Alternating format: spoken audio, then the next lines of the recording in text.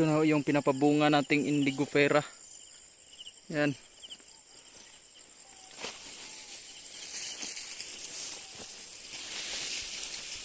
Okay.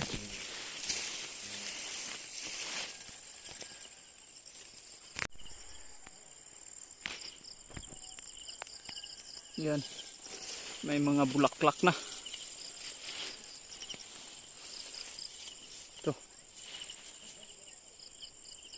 Nilinis natin kasi may mga ano dito. Mga balagon ba? Yun oh. Daghang kayong bulak.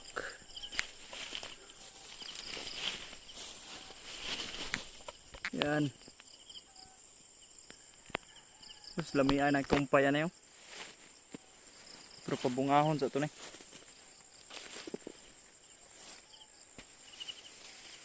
Yan. Ito.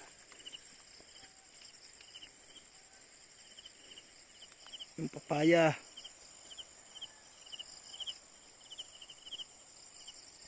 Yung may na goat house. Yan. Yan. Indigofera. Grabe, libon. Yan ang hagbasan. Yun o.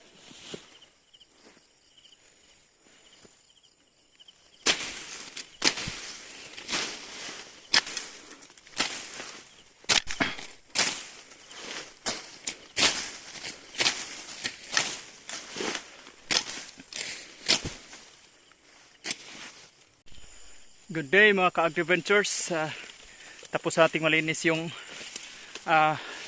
indigofera na pinapabunga natin, kaya malapit na magdilim, no? Kuha muna tayo ng kumpay para bukas sa ating alagang camping. Ito yung rinsuni. Ito yung kumpay natin. Ito. Labong kayo nga rinsuni, oh. Rinsuni plus may indigofera din na nakahalo. Ito yung rinsuni. Yan. Parang madikakaw yung ano niya, dahon. Parang kakawate. Yan o. Sobrang dami nito kasi may mga puno dito nung nakaraan ng rinsuni ito na pabunga natin. Tapos yung mga bulaklak yan na nahulog, yung mga bunga. Ito yun. Tumubo. Yun o. Sobrang dami nito. Yan. Nagtapok. Balhin tapi kasanggol. Yan. Yan yung rinsuni. Yun o. Sobrang dami nito. Yan. May indigofera din. Yan. Libon naman kayo ni. Anaguro ni. Sa wadre. Tukloon ta ni. Yun o. Rinsuni. Yan.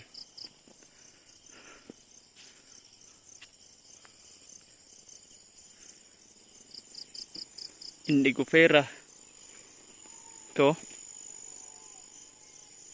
Paborito din to ng ating kambing na nagka-quarantine. Pati dun sa main na goat house, paborito din tong rinsuni. Oops. Yun o. Gatapok eh. Yan, indigofera. Yung pinapabunga natin na indigofera doon banda. Diyan banda.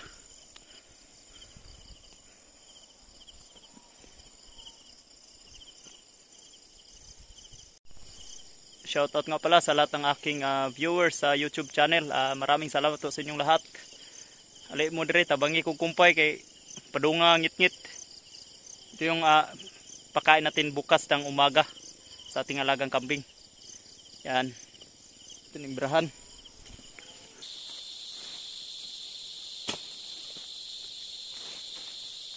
Shoutout nga pala sa Diskaya family. Baka naman, pengin ng isang luxury car.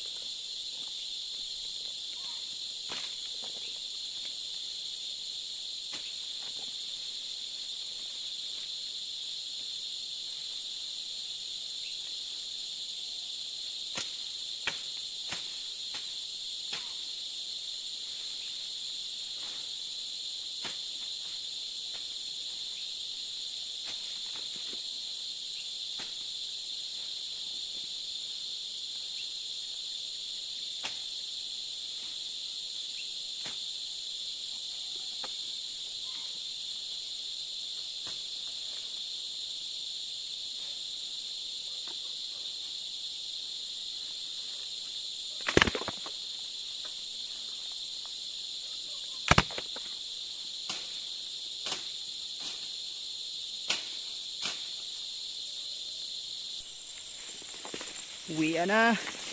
Kay ngit-ngit na kaayo.